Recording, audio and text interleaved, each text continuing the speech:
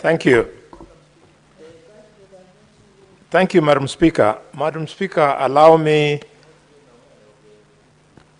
to congratulate Senator Edwin Sifuna for this industry. Madam Speaker, I can't concentrate because of the lamentations from Senator Chiregei and Mugatana. Please remind them that under our standing orders, practices and protocols, I'm in leadership. Senators, please allow Senator Khalwale to proceed. Thank you, Madam Speaker, for the protection. I wanted to applaud Senator Edwin Sifuna for this good industry, and I'll quickly want to urge him to realize that this thing is bigger than he thinks. Yes, it is his brainchild, but he needs to bring many more players on board so that we can make this law more comprehensive. Very quickly, in establishment of the County Sports Association Fund, for example, he has mentioned how the sources of the fund. We can quickly agree with him with A, B, and C, but also help him to also realize that we can make money from, source that money from gate collections at the various stadia. We can also make money from hiring out the various stadia. Would want to add, Madam Speaker, that we want to demand in this law that we get money directly from the exchequer. Why do I insist that it is noble for us to ask for money from the exchequer? It is because in our budget, we give up to 13% of our budget, Madam Speaker, we put into agriculture. Why? Because there will be returns. Now, viewed as an industry, the economy of sports can generate so much money into our revenue collection. And therefore, I dare say that we should order, not... Senator Mutinda, please don't... Sorry, Senator Kavindu, please don't speak on phone loudly. Apologies, Senator Mutinda. Thank you, Madam Speaker. That we should pump up to 10% from the exchequer of our budget into the sports. And let nobody be surprised with what I'm saying. Because if we can spend the billions of shillings that we pump into political parties, why can we not spend 10% of our budget on sports?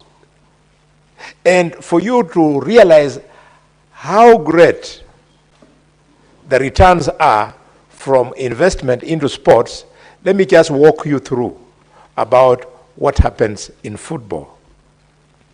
Madam Speaker, if you go to the English Premier League, the English Premier League is an 11.84 billion euro economy. That is the equivalent of 235 billion Kenya shillings. And all they do is to kick a ball. But in our case, they'll kick a ball, they will run to be the famous champions of Eldoret, and what's more, Madam Speaker, if we invest, our sports will not just be limited to football and athletics, but I'm slowly waking up the country to the potential of investing in bullfighting. Madam Speaker, because Mamba doesn't believe in this, I want to bring into the attention of the House that in Spain, bullfighting is not a joke. In Spain, and I had the privilege, Madam Speaker, to be sponsored by President Mwai Kibaki to go to Spain, where he allowed me to carry five bullfighters.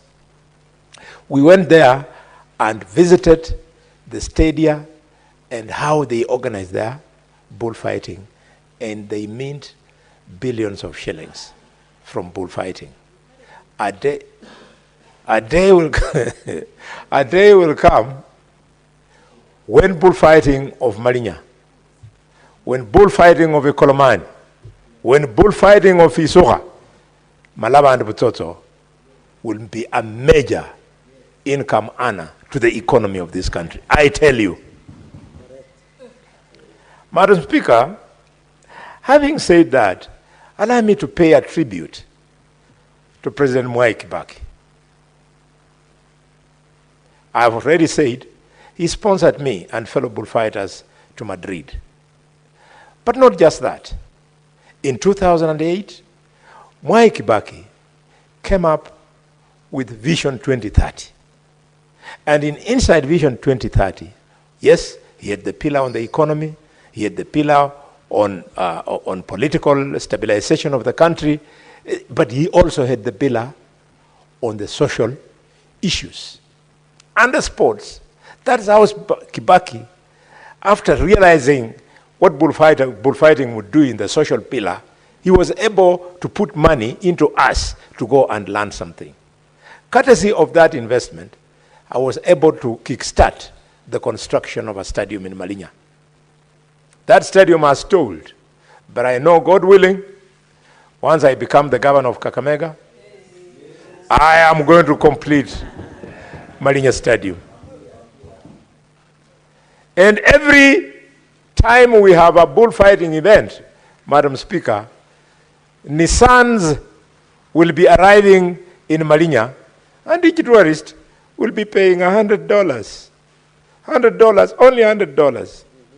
A Nissan can carry up to around 14 people. So at $100, one Nissan, we shall be netting $1,400.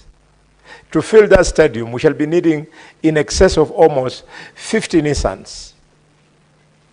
You cannot imagine the multiplier effect of that industry, I believe. Madam Speaker, Kibaki wanted to quickly transform Kenya into a middle-income country by the year 2030. And as adequately articulated by Senator Osotsi, when the Jubilee government took over from Mwai Kibaki, they went and found inside the sports fund billions of shillings, and they started salivating for those billions, and that's how the stadia that Kibaki had wanted to grow from this initiative came to naught. I cannot, Madam Speaker, comment by paying tribute to President Kibaki and forget about a young man from my backyard by the name of Honorable Ababu Namwamba.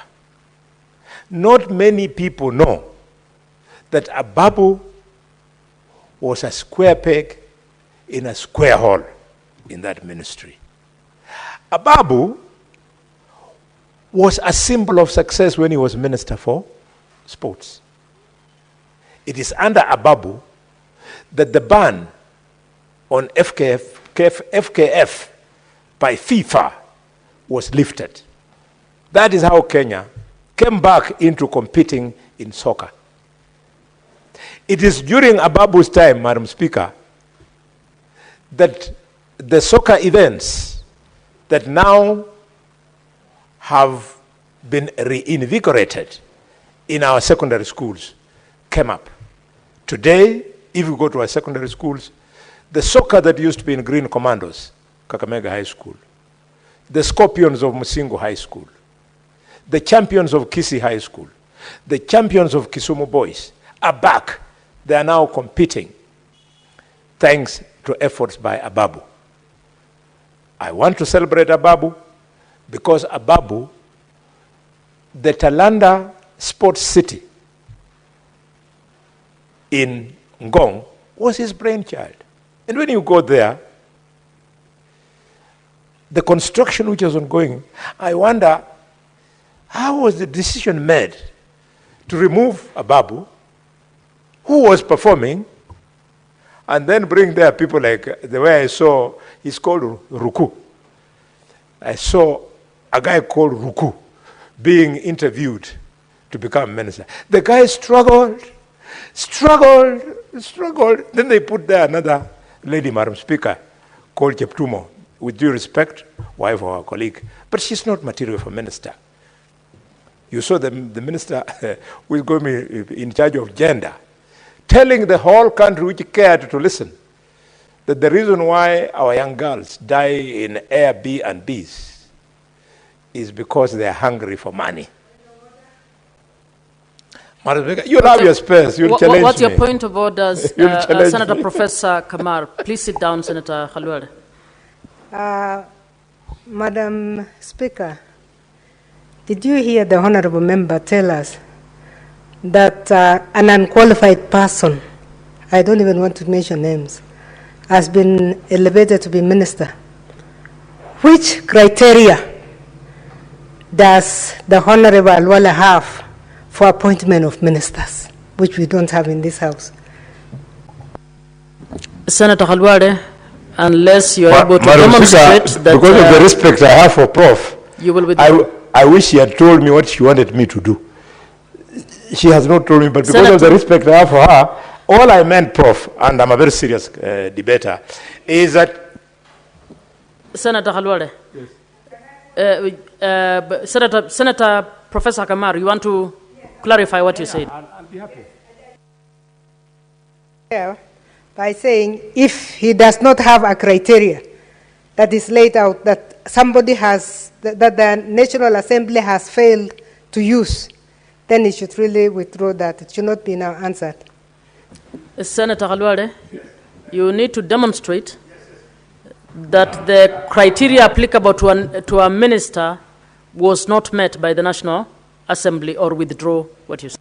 Thank you, Madam Speaker. Madam Speaker, I'm surprised that a teacher of a university can fail to remember that the high standard Senator of Khalwale, appointing ministers, I'm now expanding. No, of appointing Senator Khalwale, you just want to explain how the two ministers, and you made reference to two ministers, failed to meet the qualification standard set, that is required of ministers. Okay.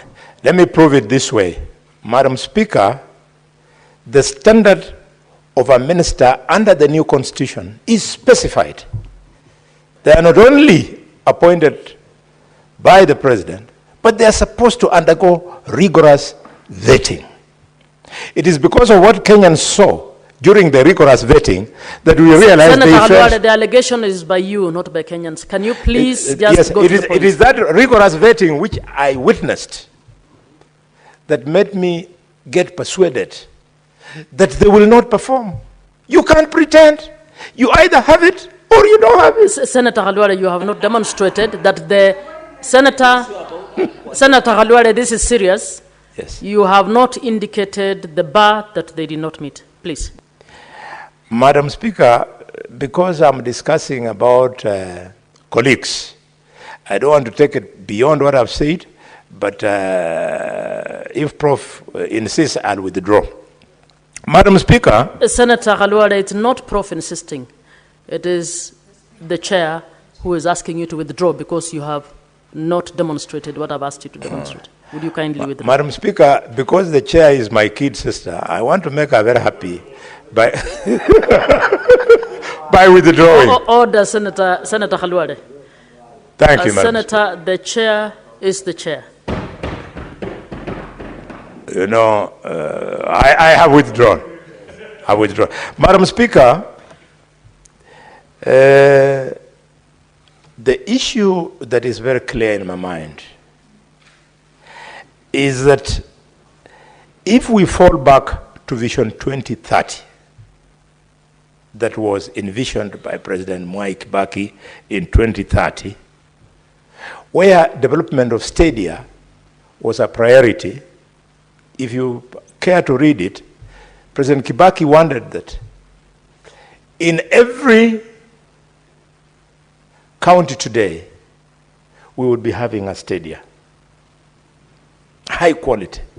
And because of the talent that abounds, you can't imagine the latent talent that would untap.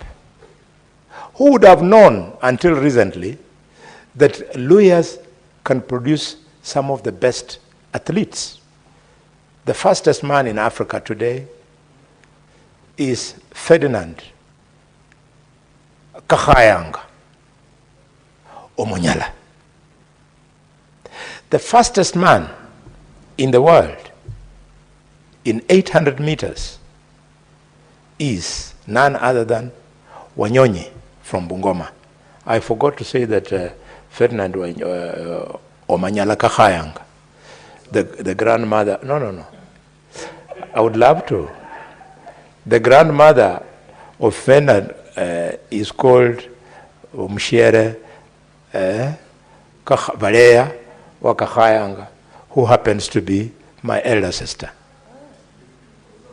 That is my grand nephew, if there is such a thing. So, Madam Speaker, we want to insist that we give each county a stadium. But for huge counties like Nairobi, because of the population, you give them more stadia. Kakamega the same, Bungoma the same, Mombasa the same, Nakuru the same, Kiambu the same. Madam Speaker, the success of sports lies on how you nurture it from the youth. In Brazil, children join the academies between the ages of 5 and 10. In the UK, they join around about 10, 11 years old. In Kenya, because of the challenge of liquidity, we cannot be able to put up stadia and also put up school football academies fast enough. However, there's a response. We can start by part of this money, Senator for Nairobi, being directed to schools. It is not in doubt where football talent is in Kenya.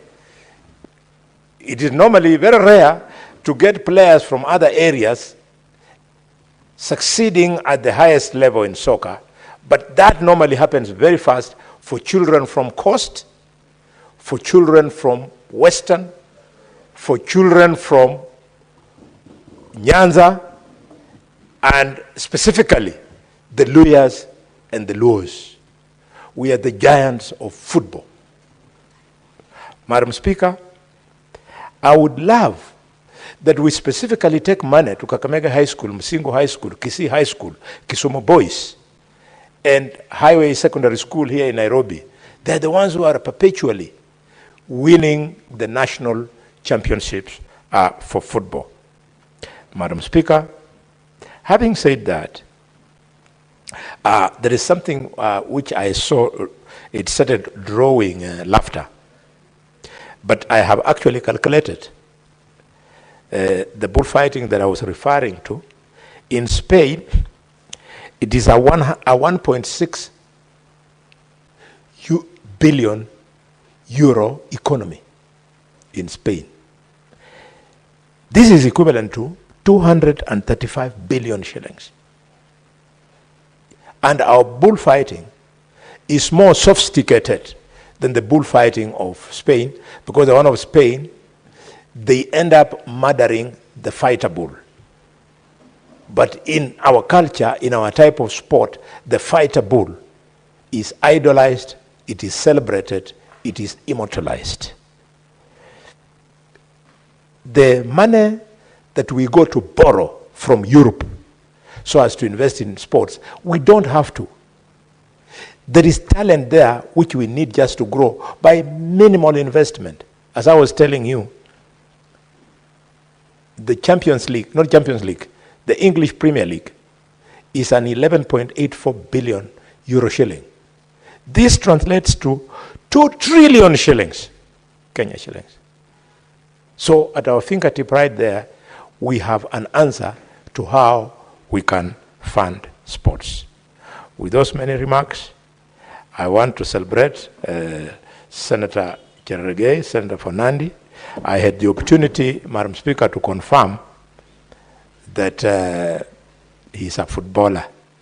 But he shocked me when I saw him on the ball. I didn't know, when I saw his shape, I didn't know it was the player or whether he was the ball. With those many I support